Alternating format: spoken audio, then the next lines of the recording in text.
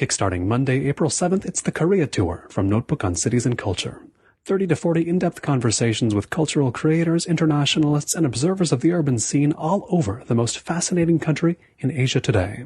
If you help back the Korea Tour, you can receive postcards from Korea, mentions of your own project or message on the show, or even a copy from the highly limited print run of my Sure to Entertain Korea Diary. For details, visit colinmarshall.org. Thanks, and 한국에 갑시다. Season 4 of Notebook on Cities and Culture is brought to you by Daniel Murphy, Polar Inertia, a journal of nomadic and popular culture, online at polarinertia.com, and Medivate, a community and set of tools to help you build the kind of meditation practice you'd like to have, online at medivate.com.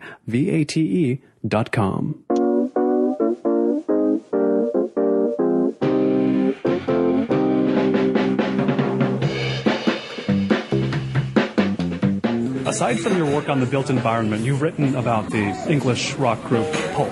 And you wouldn't say rock? Well, you'd say English pop group. And this works better with what I was going to say now that it's pop, because, I'm thinking of English pop groups who are vaguely contemporary with Pulp, whose sensibilities seem very different to me. The Pet Shop Boys and the Human League. Now, members of those groups got together a few years ago to record a song called This Used to Be the Future. Irrespective of what you think of those groups, it seems like that phrase, this used to be the future, is core to what you write about architecture. Is that true? Yeah, it is, and I guess that's not really... and as time goes on, I find myself getting a bit sick of the sort of where's my jetpack end of these things. It can get very common in America. Where's my jetpack? Flying car. Exactly, and it can get a bit tiresome. I think partly it comes out of the kind of limits to what's considered possible that happen. And when you realise that in the recent past things were considered possible that are now considered impossible, it's very interesting. I remember when the Olympic Village was being built, and the Olympic Village was basically, funded to the hilt with public money, on this huge kind of favoured former industrial land. And you've got 80% public funding for what is basically, housing for the very rich that is then kind of immediately offloaded onto, the property development arm of the government of Qatar. Sold to buy-to-let investors in Dubai and Southeast Asia. And if you sort of say to people, we used to do projects on that scale that were also funded from, largely publicly funded.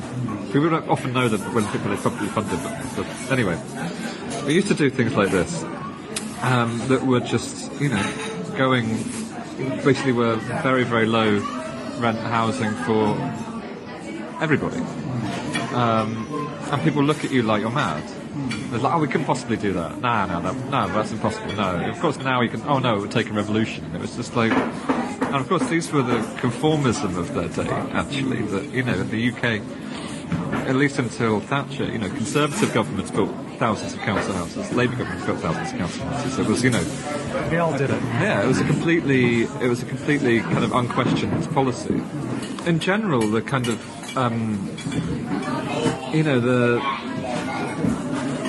the rebuilding of the city, consciously in the interests of, basically in the interests of working class people, became quite advanced at that point. And of course, there were problems with it and various town planning mistakes and so forth, and some of which analysed correctly and some of which analysed in a very exaggerated and hysterical way. But for instance, I was involved in a talk recently, and there was someone in the audience who was saying about, talking about the privatisation of London space and, the development of gated communities and so forth, and the parcelling up of space to investors and property developers and so on. And he was saying, well, wasn't this always the case in London, with like...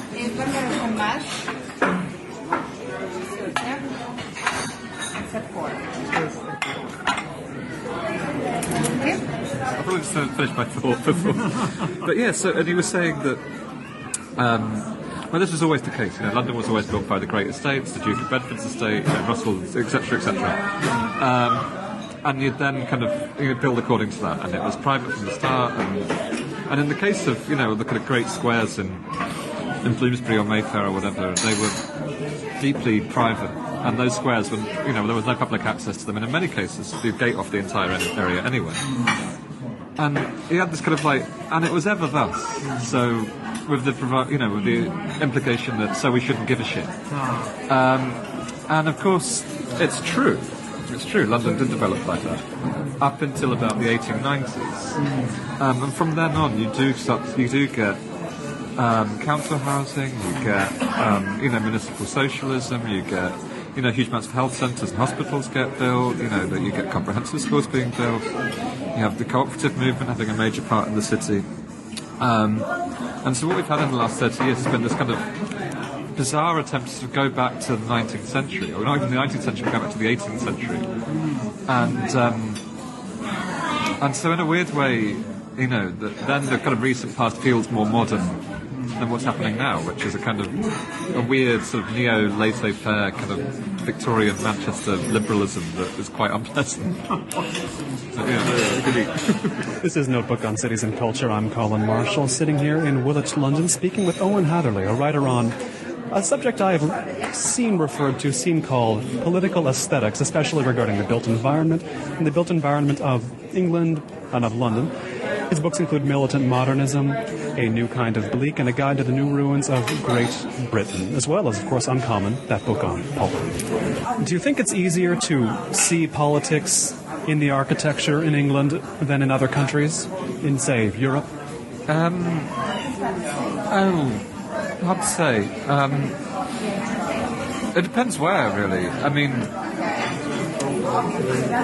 probably easier than the US, because I think in the US you didn't have a welfare state to the same degree, or at least it was of a quite different order.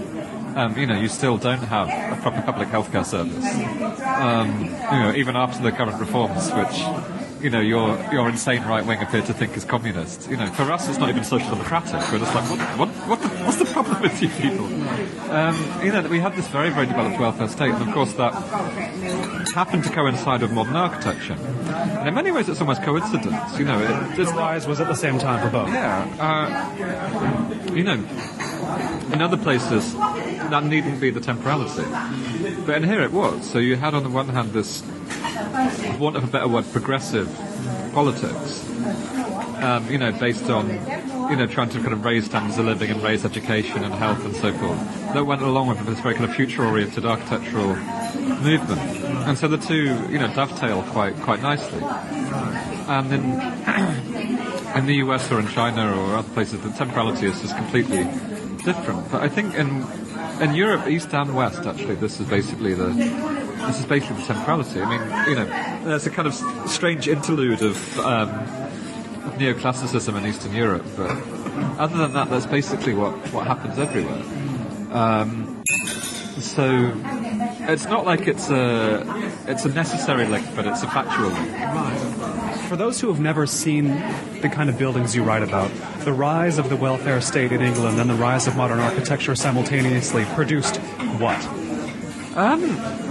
Well, I mean, it depends. Sorry, that's one of the vague way of putting it. You do have a welfare state architecture before the war that is much more conservative. You have the influence from very, very early of the arts and crafts movement. And I think both modernism and kind of traditional stuff in the UK all kind of dates from the arts and crafts movement. Everyone traces a lineage from Ruskin and William Morris, everybody. And they just go different directions with it. So you've got, so you have the kind of cottage estates of the interwar years. And then after the war, that's seen as a quite reactionary thing. And so after that, you get this kind of shift towards modern architecture. And the two moments of it that are still specific to the UK, that aren't kind of basically the same thing everyone else is doing in the rest of Europe, are kind of first this kind of very sort of tamed modernism that you get immediately after the war, that's very, very heavily influenced by Sweden. And it's much more influenced by kind of local traditions.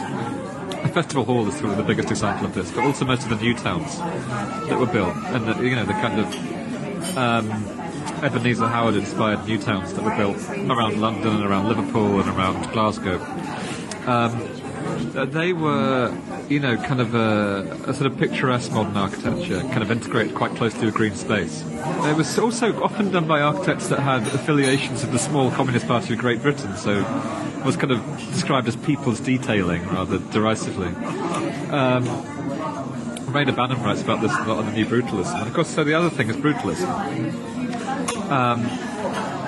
And brutalism at first seems a kind of, a sort of weird thing done by like 3 architects in London, but then becomes a much more specific thing, and it's a much more, Jonathan Meades writes about this as a kind of late version of English Baroque, and I think there's some truth in that it's a return to things like to people like Vanbrugh, this kind of very, very muscular, kind of hard architecture that draws in many ways on kind of other English traditions, on being the first kind of major industrialised country, and drawing on this much more kind of like, I want to say Protestant, kind of architectural tradition. And again, you would see that, you can see the best examples of that on the South Bank, that the people's detailing is probably best at the Royal Festival Hall, and brutalism being at the Hayward Gallery and at the National Theatre.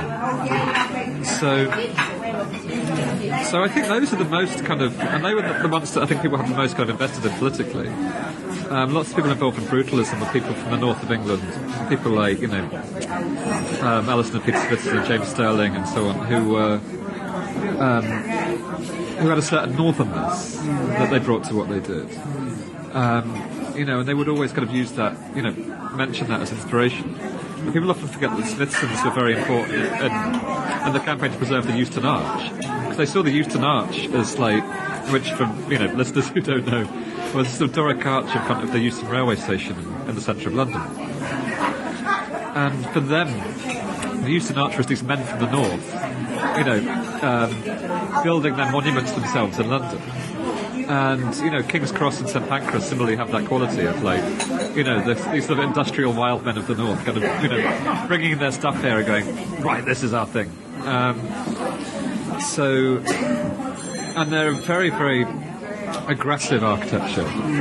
Very kind of, they can kind of go in 2 different directions. With King's Cross you've got this kind of functionalism before the fact, lots and lots of glass, no real ornamentation at all, really. I mean, King's Cross has got its little clock tower, but other than that, it's as unornamented as anything by Gropius, and as high tech for its day.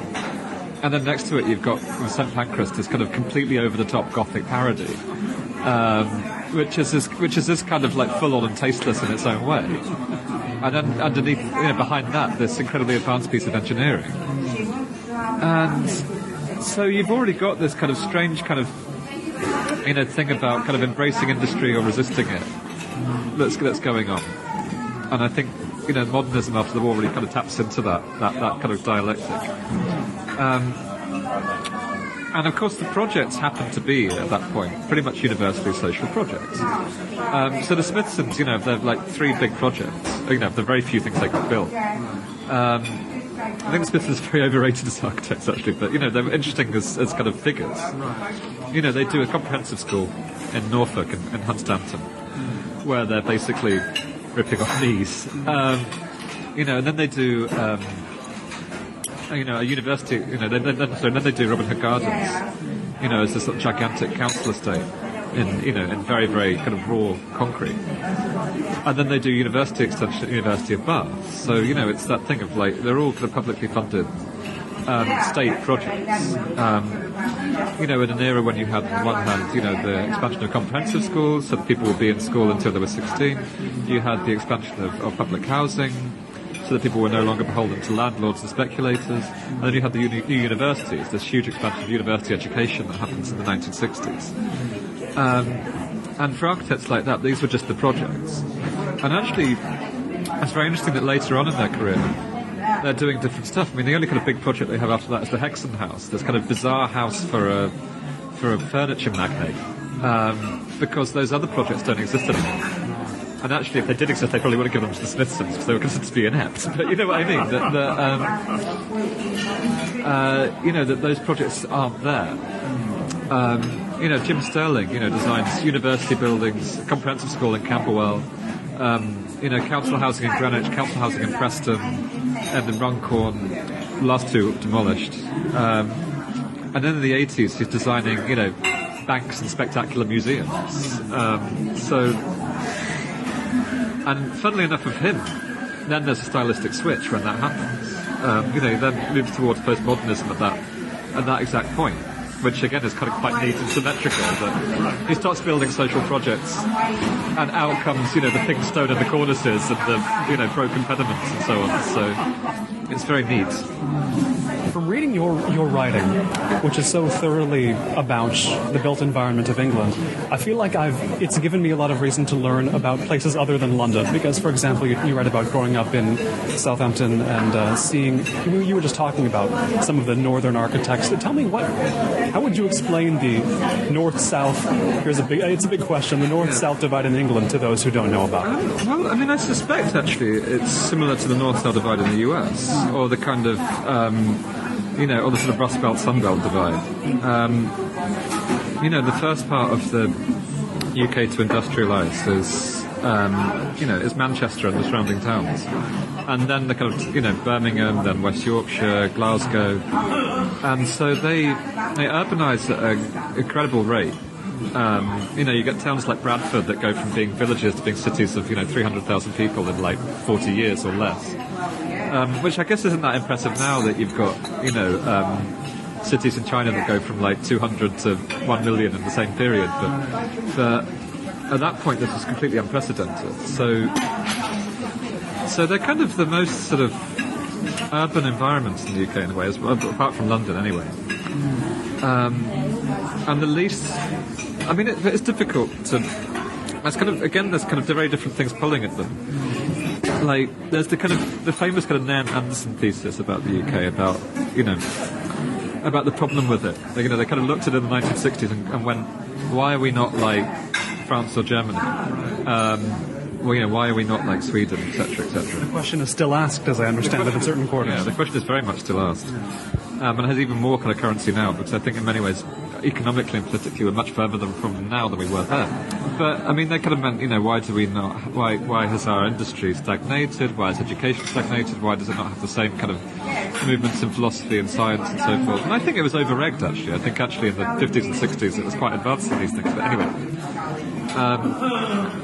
And they kind of suggested that it's down to this incomplete bourgeois revolution. You've got like, that because the kind of aristocracy is overthrown so early in the 17th century, that then after that you get this compromise between the aristocracy and the new commercial classes and the new industrial classes. So Manchester mill owners, when they get rich, they don't become an urban bourgeoisie like they would have done later when Berlin industrialised or St. Petersburg did or whatever. They didn't build middle-class quarters for themselves in tenements in the centre of the city. They did in Glasgow and Edinburgh, interestingly, but they didn't in England. That instead they would move out to the country, or they would move out to the suburbs, or rather they would create the suburbs. And they would play at being, a rural aristocracy. They would play at being landowners.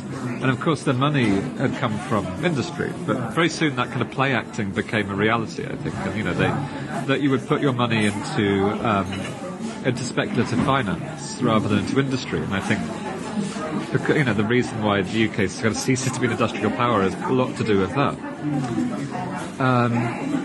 But at the same time, there's another kind of movement in the late 19th century again of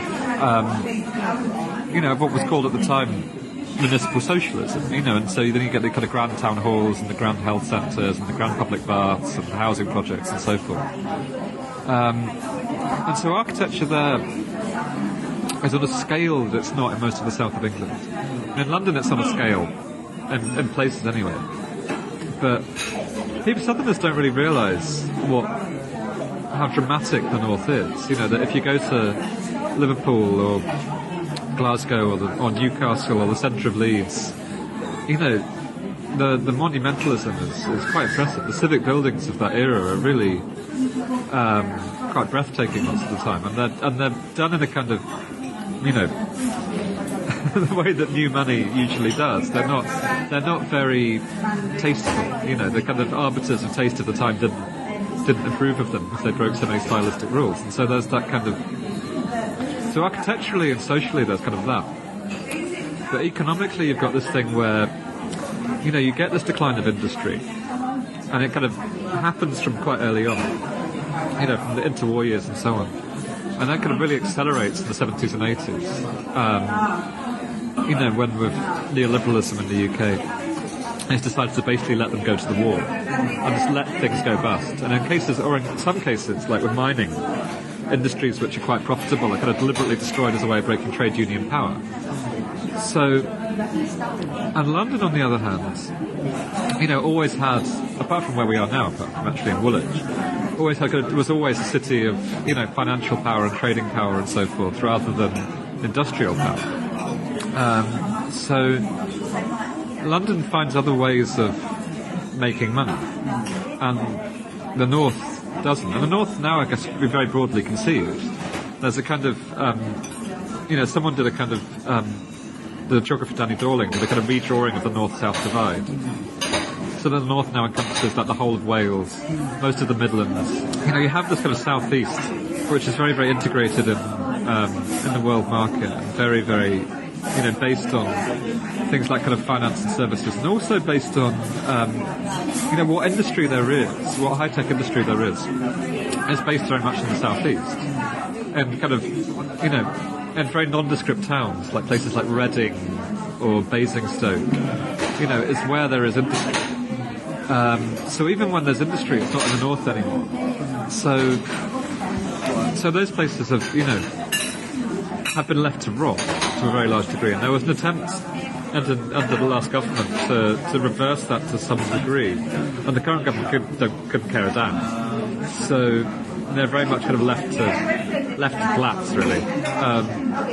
The divide is stark. According to Dorling, the north-south divide is the biggest divide in Europe, like bigger than north and south Italy, bigger than east and west Germany, extraordinarily. So, and you can feel it. There are towns in the UK, towns, big cities like Bradford, where it just looks like they've just been left to, where it's like Escape from New York. It's just like they've just left the place just to die. Let this go back to seed again and see what happens. That's kind of what you think has happened there. When you look at it, like, it seems like people have just decided to let this go. Yeah, and Bradford has a gigantic hole in the middle where they were going to build a shopping mall in like the late 90s, I think, early 2000s. And for the last 10 years, it's been this crater in the centre of the city. That's just 10 years of a crater. That's just been left there, and there's no prospect of this crater ever being filled. The idea that anyone wants to build a shopping mall in Bradford is absurd because A, no one in Bradford has any money, and B, if they did, they would shop in Leeds, which is 10 minutes away. So, so it's just this, and it's full of, anyone that wants to do the equivalent of all the kind of ruin porn that I know you have in the US would find a lot of it in the north of England, particularly in Bradford and Liverpool. Of kind of monumental classical and Italianate buildings in both cities that are just left to rot and fall apart. And that's often been exacerbated by urban policy. There's a completely insane policy that was applied in the north of England under the Labour government that lost power about 3-4 years ago,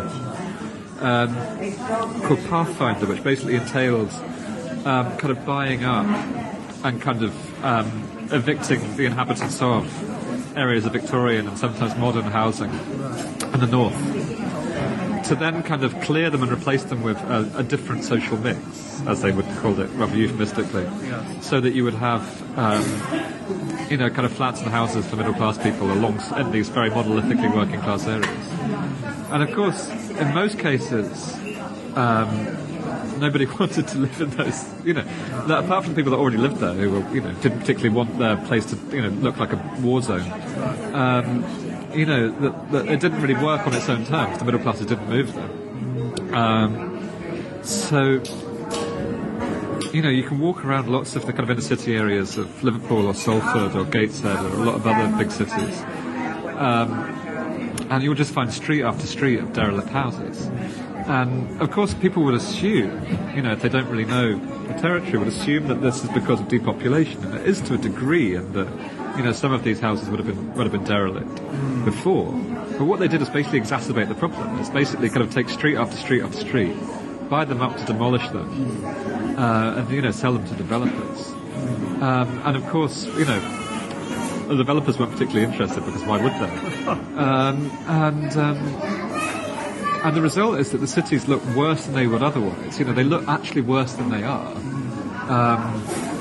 The area around the Anfield football ground in Liverpool, it's just, you would assume that it was bombed yesterday. It's incredibly shocking.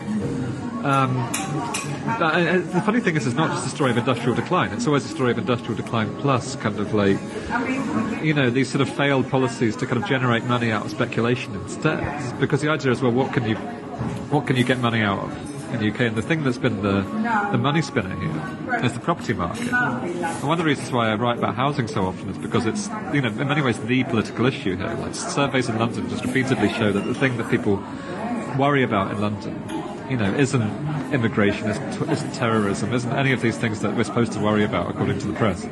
The thing that people are terrified of is housing. It's like, where are we going to live? People worry that in 5 years' time no one will be able to live in London anymore other than the very rich. And it's quite extreme. And of course the north has different problems. There's parts of the north, like Manchester or Leeds, where there's been a lot of property speculation, and a lot of it, the problem is there's kind of overheating here, and then there's kind of like, sort of depopulation and collapse everywhere else. So it's this extremely uneven economy. But it manages to kind of function on its own terms, in that you have these property bubbles that kind of inflated and re-inflated, usually re-inflated by state largesse, actually. At the moment we have a policy called Help to Buy that's basically designed to get the mortgage market going again, by massive state loans to people to get this going. Because when that happens, on the one hand, it generates lots of profits, and on the other hand, it generates a kind of lower middle class that will vote Conservative, although it would otherwise be against their interest. They vote Conservative because of the fact that they've become homeowners, they've got this huge asset, and it's in their interest that the housing crisis stays a crisis. It's in their interest that housing gets more and more expensive so that their asset becomes more and more valuable. So basically for the last 20 years, no longer really, everything has, almost all policies have been geared towards making housing more expensive, making it more scarce, and exacerbating this divide. And the only real attempt to redress that divide was actually under New Labour, when they invested a lot in, as I said, they invested a lot in demolishing houses, but they also invested a lot in cultural buildings, frequently in ex-industrial areas. And invested in also to kind of build cultural building, and then you build the luxury flats and so forth. And there are places where it worked to some degree, like Salford in Greater Manchester.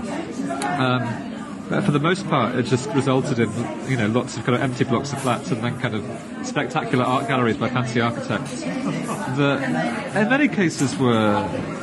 They weren't always entirely a bad thing. I think it's, I come from a, uninteresting industrial town, and although in the south rather than the north, and I kind of, I like the fact that we had a really good art gallery, and I don't think it's a problem that Middlesbrough has a really nice art gallery, although it's an appallingly badly designed building by Eric van Eyck.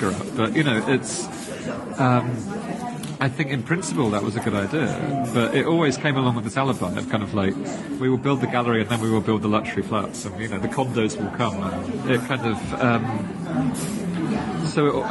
this is very much what New Ruins was about this kind of attempt almost to kind of do good deeds on the sly, or attempts to kind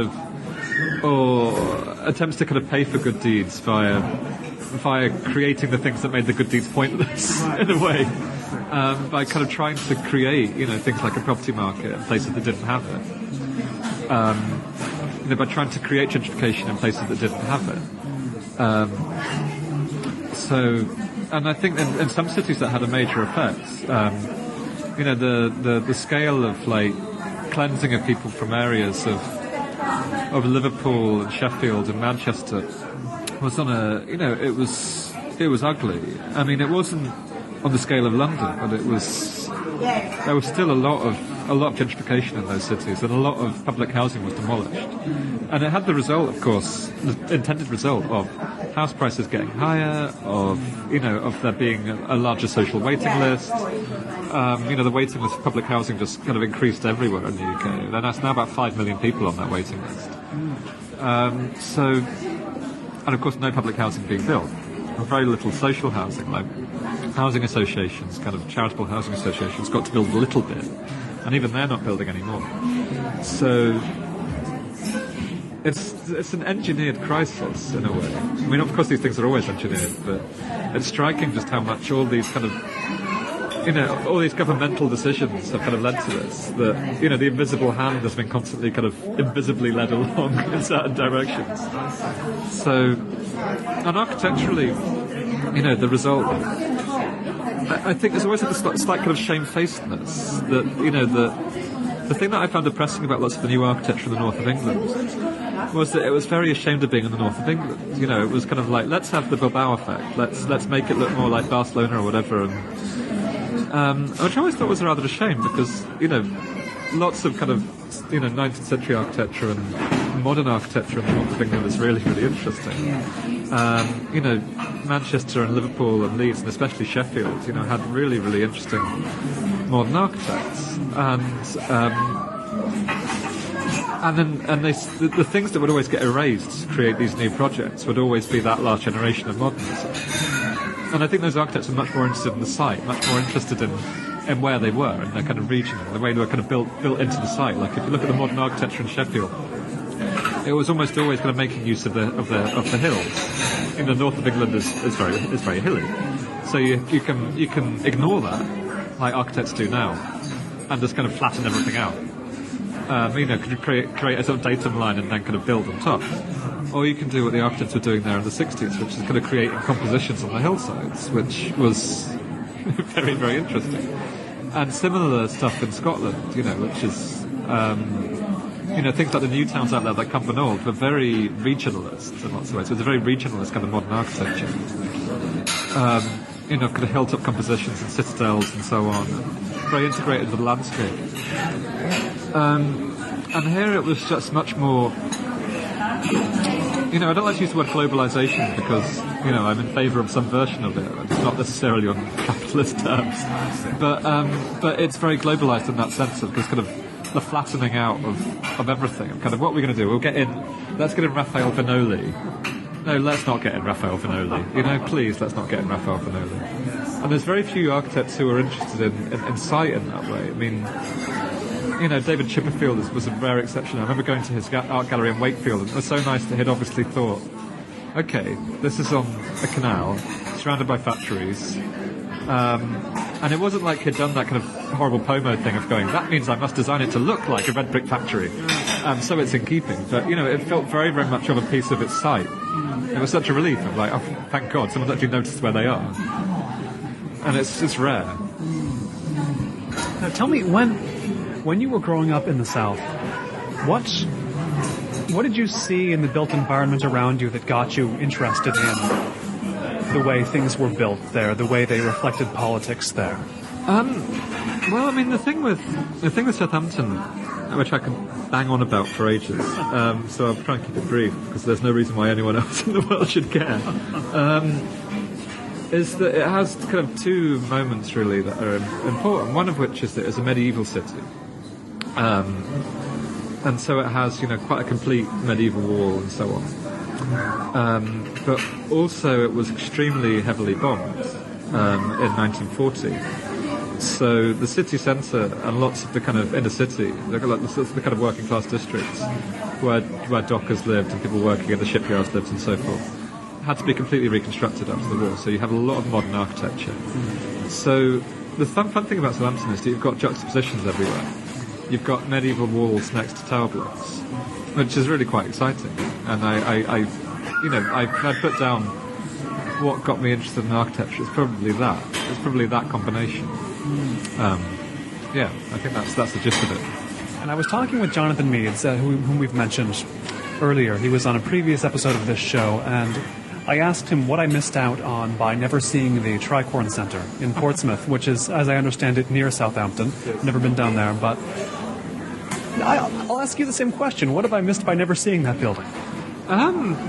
Well, it depends. I mean, you've probably seen a Paul Rudolph building. I think I have, yeah. So it's kind of like Paul Rudolph gone Baroque, really, or gone more Baroque. I mean, I have the faintest memory of the Tricorn because I went there when I was little. When did it come down? It came down in 2004, but I mean, I moved to London in like '99, and I didn't go to Portsmouth that much anyway. So, if I ever went there, actually, it was because of the fact that my mum was going to the university there. She was a mature student. She got a degree in her 30s. So we'd go there for that. And Portsmouth University has quite a lot of brutalism as well. And the kind of main civic square in Portsmouth has this incredible kind of brutalist library opposite the Victorian Town Hall. And then these kind of Miesian blocks kind of flanking it. It's a really, really nice kind of modernist stroke Victorian square, which I think is really superb. And I remember that very, very well. The Tricorn I remember more faintly, just remember just thinking, what on earth is this? Yes. Which anybody would say, even if they liked it, what on earth is this? And it was very exciting. I mean, lots of the things of architecture like this, actually, is that I wouldn't say childlike, but it kind of, it's something that when you don't have, like, the aesthetic preconceptions that come later on, of, like, when you realise what's good taste and bad taste, that therefore, when you're about 12 years old, something like that is way more exciting. You've not internalised the idea that there is, like, what architecture should and shouldn't look like. Right. You don't say that's concrete, therefore it's probably bad. Yeah, exactly. Like, why should you? So actually,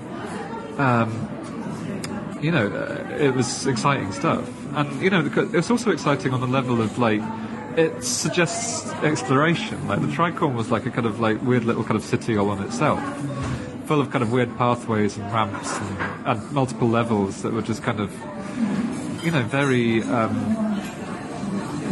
like this sort of labyrinth. And of course people have this kind of, and you can react one of two ways into that, one of which is kind of going, well, we shouldn't have this labyrinth, we should have something, following the street line of active frontages and, sure. All this boring shit. And one of the things that was so great about it was that obviously I didn't know this at the time, but one of the things that was great about it was that Jane Jacobs wouldn't like it. That it was defiant in that way, urbanistically defiant. Exactly, it has, and it's a difference to it being kind of like anti its site. I mean, Portsmouth's a rough town, and it was a rough building. It wasn't polite, and it's not a polite place. So it didn't feel like it was done, at least to me. And brutalism there, and brutalism in Portsmouth, brutalism in Southampton. There's a lot in both towns. Didn't feel like they were flung in my face, as it were, which seems to be the reaction of older people, of kind of like seeing it as an aggressive reaction at them. An affront. Yeah. Behold. Yeah, an affront to their values, an affront to what architecture is supposed to be. Right. It didn't really feel like that. It felt kind of generous, of a kind of, full of these kind of spaces that you could only explore if you chose to explore them, if you're going to walk through them, that you could, there was so much you could do with it in a way, that it wasn't just something you just passively looked at, that it kind of needed to be walked through. One of the things that they all got from Corbusier was that kind of promenade architecturale thing, and that they all have that. There's kind of sense of, like, when you're walking around, it constantly changes shape. It's never the same thing twice. So it's kind of, and it also comes with the material as well. That concrete, of course, weathers and stains a lot. Concrete ages. It's which of course is why everyone hates it. But as if Portland stone or brick don't do the same. But so that was also an interesting thing, and it became kind of part of the landscape in a way because of the fact that it's almost a kind of organic material. I mean, you know what I mean? It's obviously not organic. It's a very industrial material. That doesn't behaves organically. It behaves organically, exactly. In a way that steel or Trespa or aluminium cladding just don't. so, one of the fun things about it is that it felt very, very modern and very futuristic and also quite ancient. And they all had a kind of citadel-like nature, like Wyndham Court, the kind of big housing block outside the main station in Southampton. It has a heraldic quality. You are here. In themselves, these buildings have that new and old contrast that in London can be fascinating. This is that in a building in and of itself. I mean, you've written about the Preston bus station as well, which has recently been protected, another large concrete brutalist building, not a shopping centre like the Tricorn, but of course a bus station. I mean, is that the same sort of thing, though? Is it the same appeal or impact to you? Yeah, I mean, Preston's a different. It's a different sort of brutalist building in a way, in that it's not the kind of like the weird kind of skylines and turrets thing that you get in something like like the Tricorn Centre or Wyndham Court or the National Theatre, where it's very much about these kind of like almost the Baroque or Gothic compositions. The bus station is, in many ways, actually, despite the amount of concrete, it's much closer to like good taste modern architecture. It's smooth. It's kind of got this sweep, and I think that's one of the reasons why actually it's very, very popular, because of the fact that you really have to be a bigot to not see what's good about it. You really, really do. I mean, I think that it's one of the few where I'd say that its appeal is almost self-evident. I mean, when you get inside the bus station, it's not been renovated in a long time, and it could be a bit skanky, but the actual view of it, the sort of sweep of it that you see as you come in from the bus is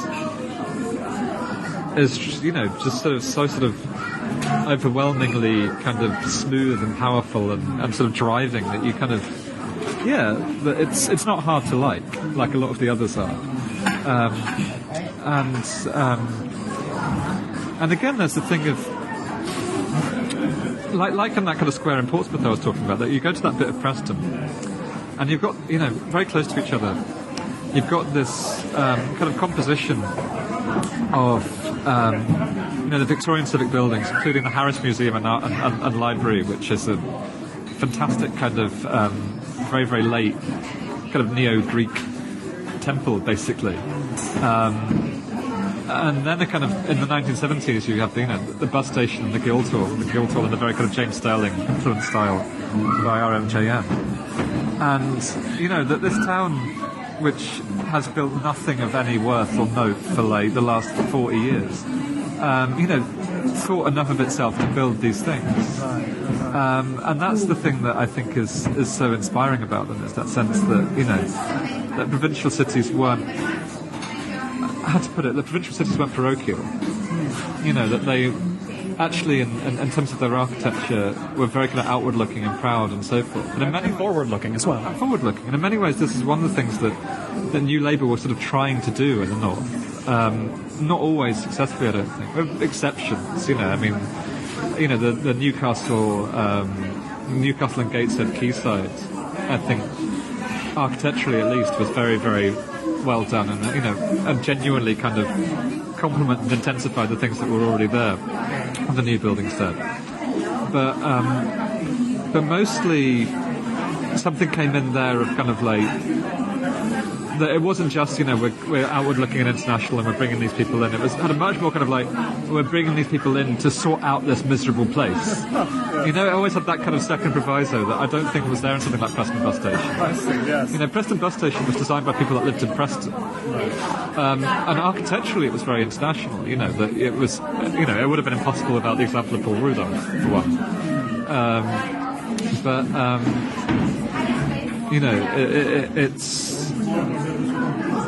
It was, I think, one of the things that come with this, actually, it also points enough into kind of structures and things like local government.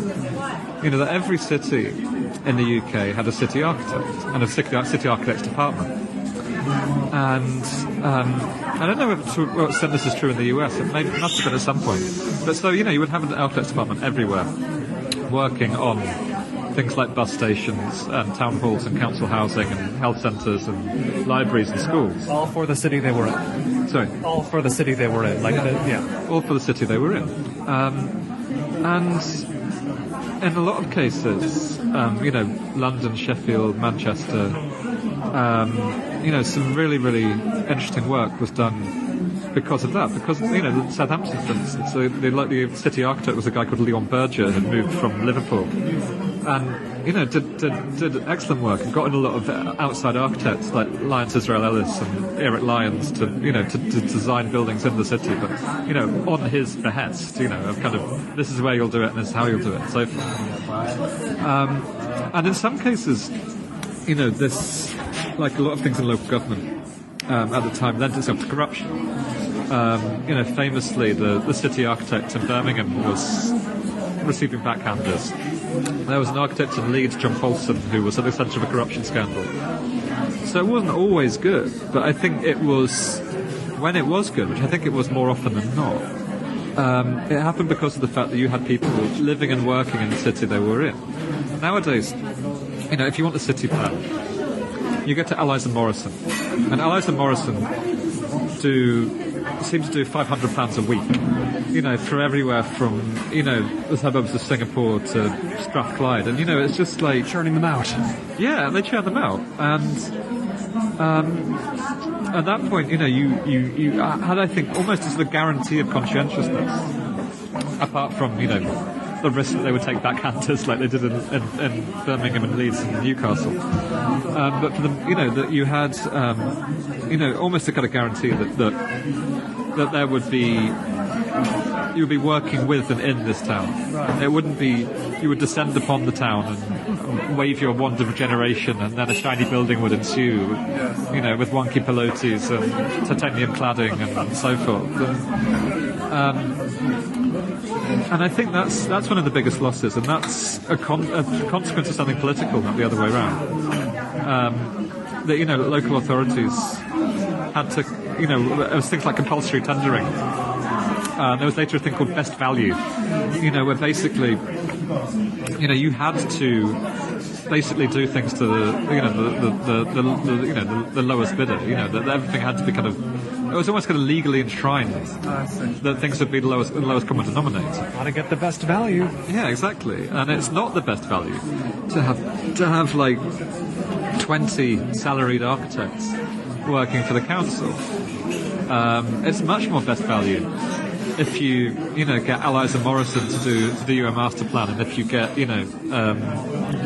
BDP to design you a school, and you get ADAS to design you a block of luxury flats, and it's and one of the funny things about it, this I don't think well enough known, and I've read about this a lot in the case of BDP, the architects BDP. That a lot of the kind of international firms that we have in the UK who build a lot in China, in the Middle East, I think even to a degree in the Americas, although you have your own gigantic corporate firms to do that. But are architects that kind of can trace themselves from these kind of northern civic firms.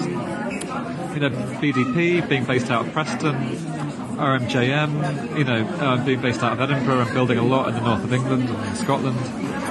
ADAS coming out of Leeds. No, actually, fucking hell, I think ADAS is from Huddersfield. Not even Leeds.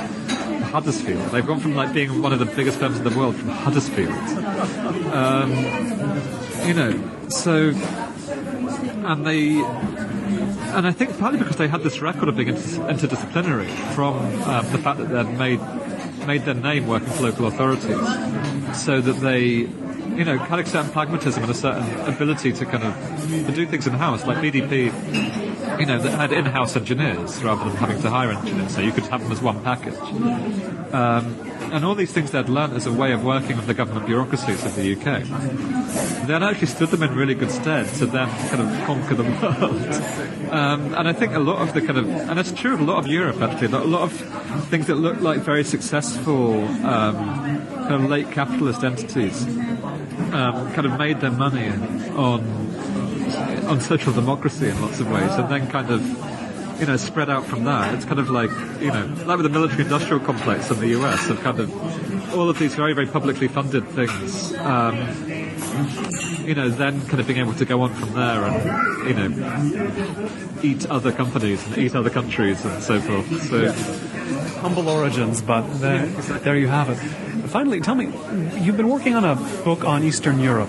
What is traveling there, observing the architecture, the built environment of Eastern Europe, revealed to you about England, about where you're from, about what's different, about how politics becomes metaphorically, if not literally, concrete here? Yeah, I mean, it's not strictly speaking a book based in Europe. I wanted to do a book about communism and architecture, really, in a way, and about kind of communism and city building.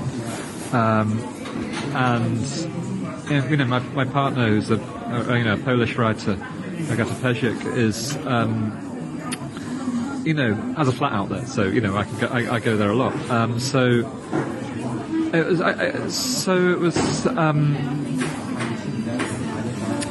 The temporality is different there, in that you have this kind of interregnum, this sort of strange thing that happens as early as about 1932 in the USSR, and then goes on until the mid-50s everywhere else,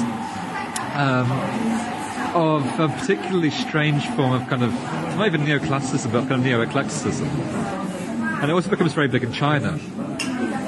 Like the famous 10 great buildings that are built in Beijing in the 1959, like the Great Hall of the People and all of these things.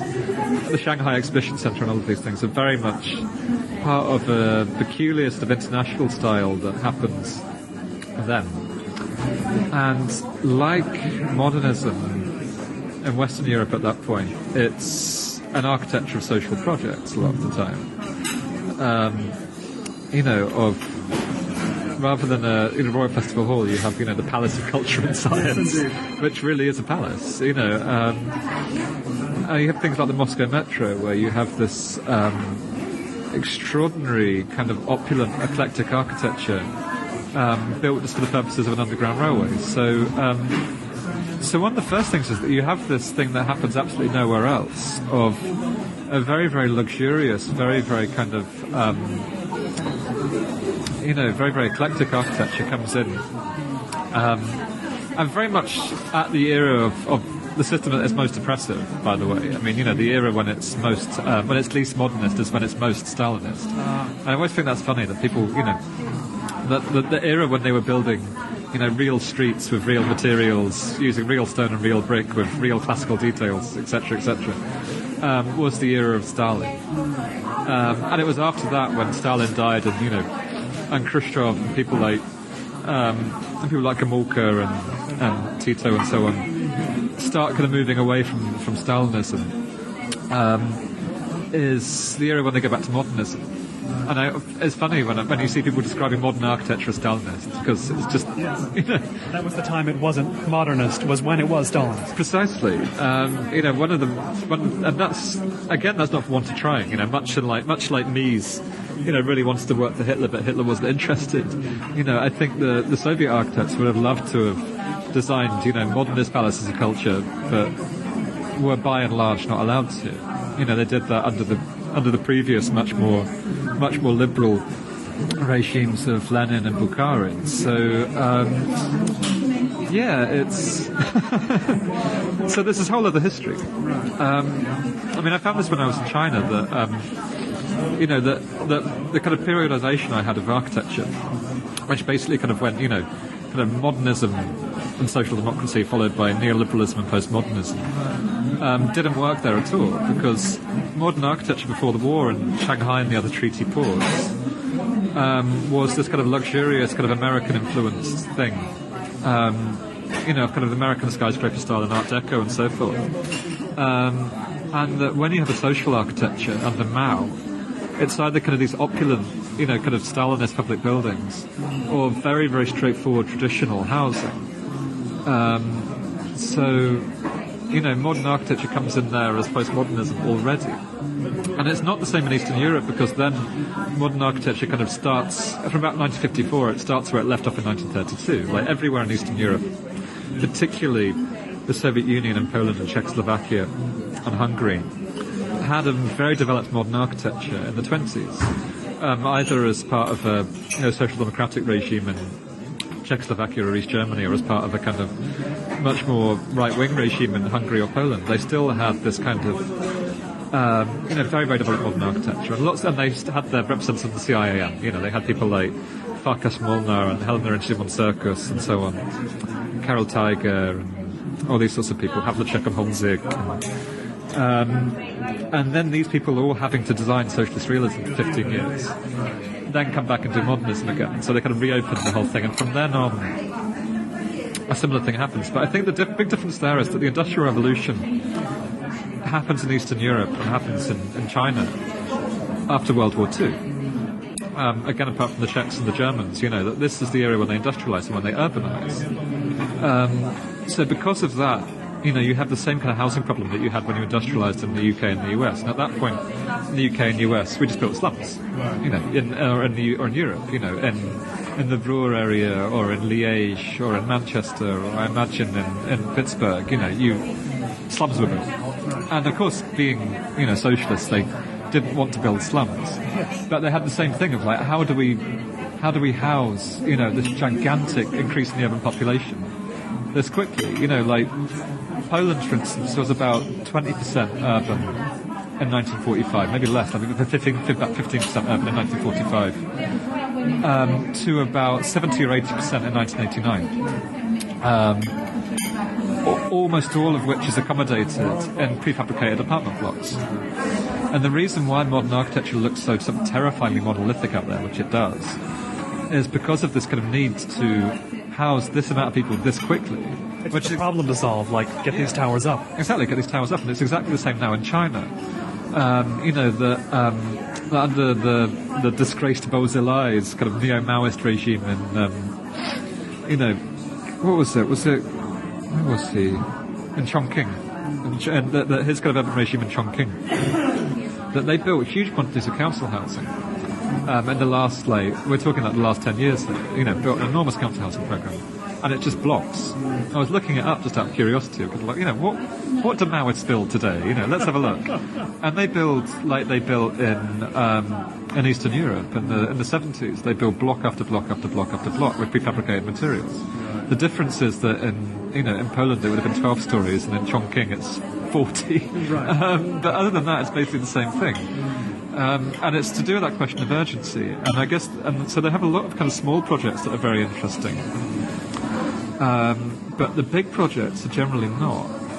Because it's this question of urgency, and their idea of how to deal with that urgency was prefabrication.